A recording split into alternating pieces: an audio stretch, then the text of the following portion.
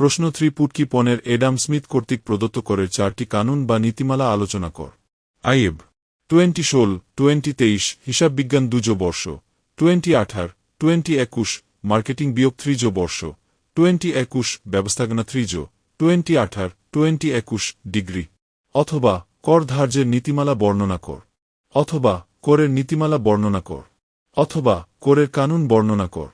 করের কানুন বা নীতিমালা বলতে বোঝায় সেই সকল আদর্শ নিয়ম বা মূলসূত্র যা মেনে চললে একটি দেশের সরকার জনগণের ওপর সঠিকভাবে এবং ন্যায়সঙ্গতভাবে কর আরোপ করতে পারে। প্রখ্যাত অর্থনীতিবিদ অ্যাডাম স্মিথ কর ব্যবস্থার ওপর একটি শৃঙ্খলা আনতে 4টি প্রধান মূলনীতি প্রদান করেছেন। সহজতম ভাষায় বলতে গেলে, সরকার যখন আমাদের ওপর ট্যাক্স বা কর বসায়, তখন তাকে খেয়াল রাখতে হবে যে মানুষ যেন তার সাধ্যের বাইরে গিয়ে কর দিতে বাধ্য না হয়, করের পরিমাণ যেন আগে থেকে নির্দিষ্ট থাকে এবং কর দেওয়ার পদ্ধতি যেন সহজ হয়। অ্যাডাম স্মিথের এই নীতিগুলো মেনে চললে একদিকে যেমন সাধারণ মানুষের কষ্ট কম হয়, অন্যদিকে সরকারের রাজস্ব আদায়ও অনেক বেশি কার্যকর হয়। এক কথায়, করের কানুন হল কর আদায়কারী সরকার এবং করদাতা জনগণ উভয় পক্ষের স্বার্থ রক্ষার একটি সঠিক নির্দেশিকা। একজন নতুন শিক্ষার্থীর জন্য বিষয়টি এভাবে বোঝা সহজ। মনে করুন আপনার ক্লাসের বন্ধুদের কাছ থেকে একটি বনভোজনের জন্য টাকা তোলা হবে।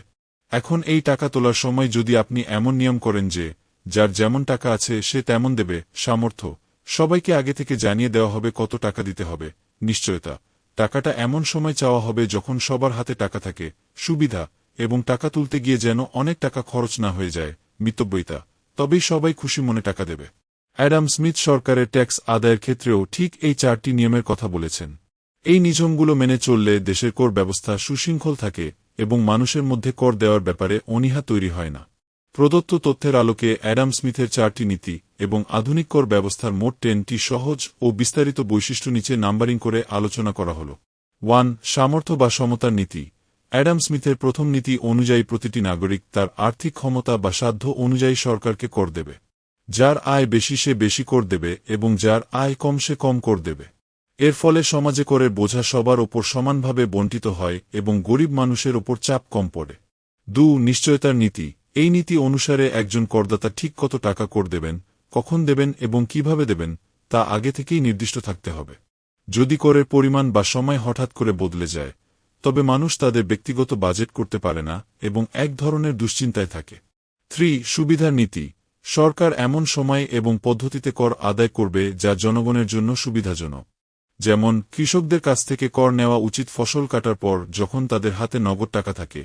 আবার চাকুরিজীবীদের ক্ষেত্রে মাস শেষে বেতন পাওয়ার পর কর আদায় করা বেশি কার্যকর ও সহজ। 4. মিতব্যয়িতার নীতি। কর আদায় করতে গিয়ে যেন সরকারের অনেক বেশি টাকা খরচ না হয়ে যায় সেদিকে খেয়াল রাখাই হল মিতব্যয়িতার নীতি। যদি সহস্র টাকা কর আদায় করতে গিয়ে 800 টাকাই কর্মচারীদের বেতন বা খরচ বাবদ চলে যায়, তবে সেই কর ব্যবস্থার কোনো সার্থকতা থাকে না। 5. উৎপাদনশীলতার নীতি। আধুনিক অর্থনীতিবিদদের মতে কর ব্যবস্থা এমন হওয়া উচিত যাতে সরকার প্রচুর রাজস্ব পায় এবং একই সাথে দেশের কলকারখানা বা ব্যবসা বাণিজ্যের প্রসার বাধাগ্রস্ত না হয়। অর্থাৎ করের হার এমন হবে যেন মানুষ বিনিয়োগ করতে ভয় না পায়। 6. স্থিতিস্থাপকতার নীতি। এই নীতি অনুসারে করের হার এমন হতে হবে যেন প্রয়োজনের সময় সরকার তা বাড়াতে বা কমাতে পারে। যেমন, জরুরি কোনো সংকটের সময় যদি বেশি টাকার প্রয়োজন হয়, তবে সরকার যেন করের পরিমাণ কিছুটা বাড়িয়ে সহজেই সেই রাজস্ব সংগ্রহ করতে পারে। 7. সরলতার নীতি। কর দেওয়ার নিয়মকানুন এবং ফরম পূরণ করার পদ্ধতি অত্যন্ত সহজ ও পরিষ্কার হওয়া উচিত।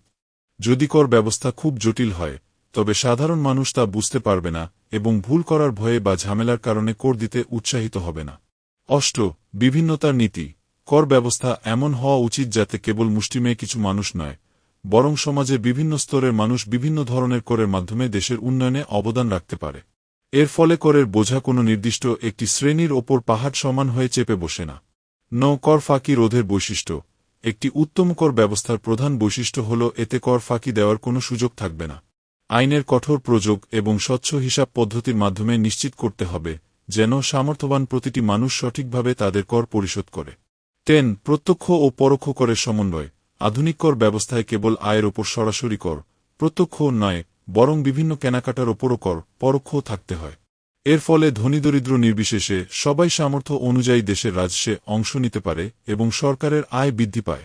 আমি কি আপনাকে ভ্যাট বা মূল্য সংযোজন কর কিভাবে এই সুবিধার নীতি ও সরলতার নীতি মেনে কাজ করে সে সম্পর্কে আরও বিস্তারিত তথ্য দিয়ে সাহায্য করতে পারি।